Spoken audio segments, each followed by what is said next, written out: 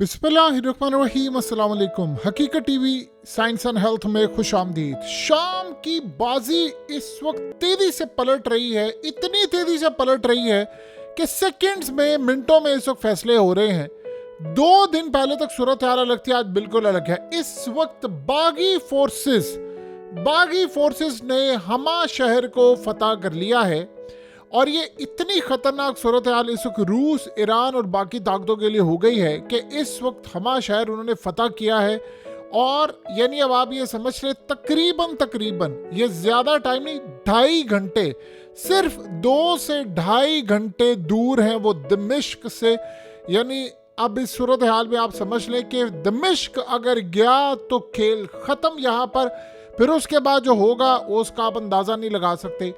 अब सूरत हाल ये है कि ये जो बागी हैं उन्होंने जाकर इलाकों पर इलाके फतह किए। अजीब सूरत हाल हो रही है। बशार अल असद की जो फोर्सेस हैं वो मुकम्मल तौर पर पीछे हटती जा रही है। जैसे जैसे वो आगे आ रहे हैं वो लड़ ही नहीं रहे, वो हट के पीछे चले गए हैं। अब इस सारी सूरत हाल के अंदर मामला ये हुआ है कि उन्होंने इस वक्त जितनी जेलें थी वहाँ से जो कैदी थे, जो 40-40 साल से भी कैद थे और कैदी, वो सबको रिहा कर दिया है और जेलों के दरवाजे तोड़ दिए हैं। तमाम के तमाम कैदियों को कहा है कि आपको रिहाई मिलती है और सारे बाहर आ गए हैं। और इस वक्त हालत ये हो चुकी है कि हंगामी मीटिंग होने वाली है ईरान की, शाम की और रूस के नुमाइंदों की, और फाइनल मोमेंट्स का कोई फैसला होने के लिए जा रहा है।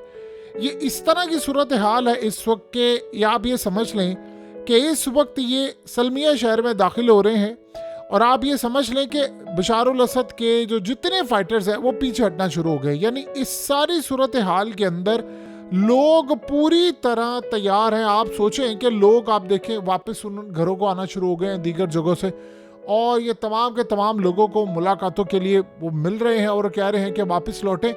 लेकिन जो अजीबोगरीब सूरत हाल हो रही है, अब वो काम करने के लिए क्या जा रहे हैं। आप ज़रा मनाजिर देखिए कि रूस के तैयारे वहाँ पर शदीद बमबारी इस वक्त कर रहे हैं जहाँ पर ये फाइटर्स इस वक्त मौजूद हैं, और इस सूरत हाल में उनके टैंक्स, यानी मुकम्मल तौर पर जितनी लड़ाई और जितनी तबाही हो सकती है ये यहाँ पर करें।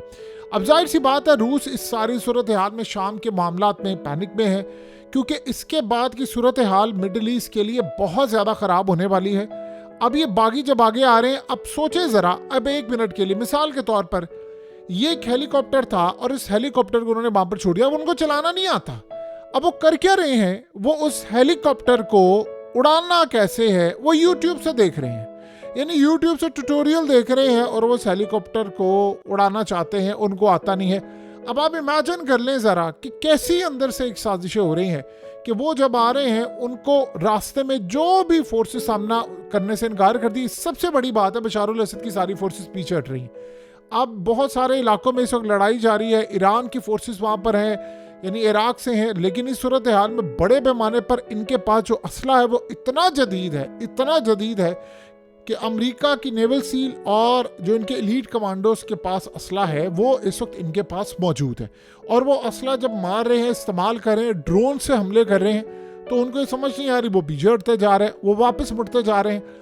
अब आप ये सोचें कि किसी भी वक्त ये जो मामला है ये बढ़ते बढ़ते इन्होंने दमिश्क तक चले जाना है और वहाँ पर क्या सूरत हाल होगी, क्या लेवल होगा, ये अंदाज़ा नहीं हो सकता। अब आप सोचें, इनको तो हेलीकॉप्टर नहीं उड़ाना आता, फिर क्या होगा। इजराइल जाहिर सी बात है इसके पीछे है, तुर्की भी पीछे, अमेरिका भी है। वो ये चाह रहे हैं इनके थ्रू ये फतह करें। जैसे ये फतह होंगे उसके बाद आप सोचें कि इसराइल जब स्ट्राइक करेगा, इन्हीं लोगों के ऊपर जब इसराइल स्ट्राइक करेगा, तो आप बताइए कि इसराइल के स्ट्राइक का क्या ये मुकाबला कर सकते हैं। जाहिर सी बात है ये नहीं कर सकते। आप सोचें कि वो F-35 से स्ट्राइक करें, वो फिर अपनी फौजों को आगे भेजे और वो शाम के इलाके फतह करते रहे। अब इनको टारगेट क्या दिया गया। अब जो अगला काम है ये बड़ा खतरनाक करने के लिए जा रहे हैं। अगला काम ये है कि इनको टास्क दिया गया है कि जहां जहां रूस की मिलिट्री बेसिस है उनको आपने उड़ाना और उनको निशाना बनाना। यानी अब रूस की फौजों का मुकाबला बराह रास्त इनके साथ होगा। देखिए, बशार अल असद की फौज और ये तमाम जो लोग हैं, इन्होंने सारे का सारा जो तकिया किए हुए था, जो रिलाई करते थे, वो या तो ईरान पर था या इन्होंने रूस पर किया हुआ था। अब मसला सारा ये है कि इनकी फौजों को जो असला दिया, इनकी फौजों को जो टैंक्स दिए, इनकी फौजों को जो तमाम के तमाम S-400 और ये बाकी चीज़ों के सारे रडार सिस्टम दिए, इन्होंने काम क्या किया है कि अंदर से, ये याद रखिएगा, बशारुल असद के अंदर जो जर्नैल बैठे हुए हैं वो उसके खिलाफ मुखबिर है और वही सारा काम करें। वो अपनी फौज को ऑर्डर देते हैं कि तुम यहाँ से हट जाओ और वो आगे बढ़ते जा रहे हैं। अब इस वक्त कौन क्या कर रहा है किसी को नहीं पता, क्योंकि देखिए जेलों से कैदी रिहा हो रहे हैं। अब वो दिमिश्क तक पहुंच रहे हैं। जब वो दिमिश्क तक पहुंच रहे हैं तो जाहिर सी बात है इस सारे मामले के ऊपर एक चीज़ तो आपको होती हुई नजर आएगी कि बशारुल असद की गवर्नमेंट को वो हटाने के लिए जा रहे हैं। उन्होंने इसको छोड़ना नहीं। बशारुल असद ने, जाहिर सी बात है, जब आखिरी लम्हात हो गए तो वो यहाँ से निकल जाएगा। लेकिन जो अगला मामला है वो तो बड़ा ही अजीबोगरीब और बड़ा हैरान कुन होगा कि इस सारी सूरत हाल के अंदर इजराइल के स्ट्राइक जब इन पर होंगे तो ये इसको रोक नहीं पाएंगे। इनको टास्क ये दिया गया है कि तुम लोगों ने अब रूस का मुकाबला करना, ये सारे हथियार, चीजें, जो कुछ भी हो सका ये वहां से छोड़कर भागे।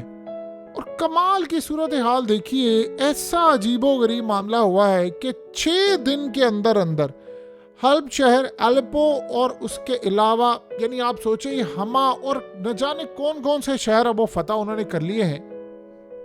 हमा शहर में जब वो दाखिल हुए तो उन्होंने बड़े पैमाने पर इनके कर्नैलों को और ब्रिगेडियर्स और पता नहीं किन किन लोगों को मार दिया। अब जाहिर सी बात है इतनी बड़ी मुखबरी अंदर के बगैर हो नहीं सकती थी। अब जो खेल सामने आया है वो ये है कि इजराइल की, यानी जो बैकिंग हो या अमेरिका की हो या तुर्की की हो, असल बात ये है कि अंदर से बशारुल असद की जो फौज है उन्होंने फैसला कर लिया है बशारुल असद के खिलाफ अब इसको घर भेजने का। अब इनको टास्क ये दिया गया है कि तुम लोगों के पास जो अमरीकी असला है इससे तुमने रूस के ऊपर हमला करना है।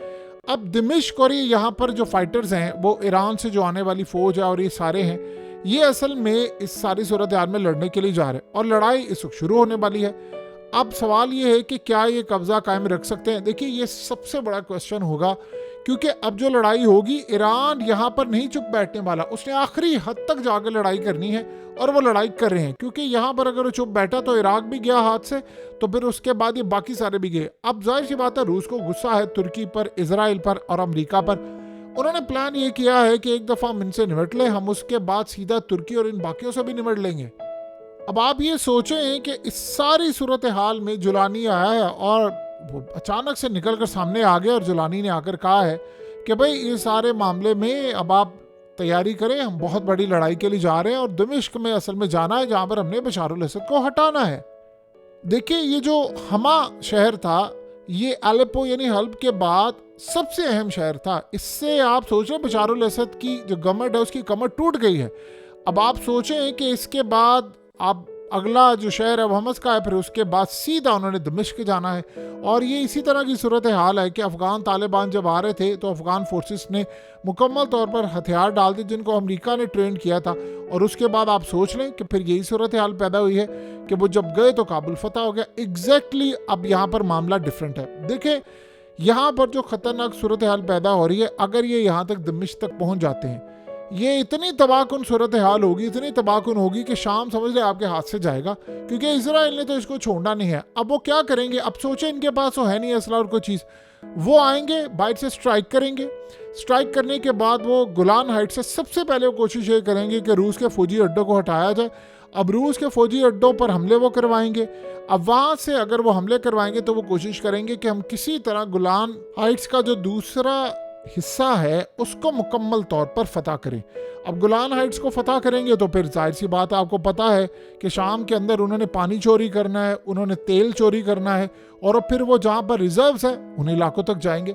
सो यहाँ पर याद रखिएगा इनकी जो शिकस्त होती है तो ये बहुत ज़्यादा तबाहकुन मामला हो जाएगा और ये कोई आसान नहीं है। असल मसला सारा ये है कि अंदर के लोग, देखिए बशारुल असद से लोग जो आम लोग हैं वो शाम के उसको पसंद नहीं करते थे, लेकिन जिस तरह की स्ट्रेटजी उसने बनाई हुई है ये स्ट्रेटजी बहुत ही ज़्यादा ख़राब रही है।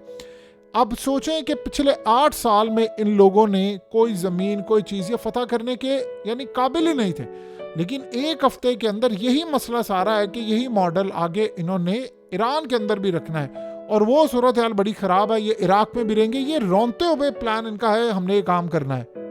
जो इस वक्त सूरत हाल नज़र आ रही है, देखिए ये जंग इस वक्त या तो ईरान को लड़नी पड़ेगी या रूस को लड़नी पड़ेगी। शाम की फोर्सेस वो इस काबिल तो है नहीं कि वो जंग लड़ सकें। फिर उस सारे मामले में इन्होंने बस अगला शहर होम्स को करना है फतह।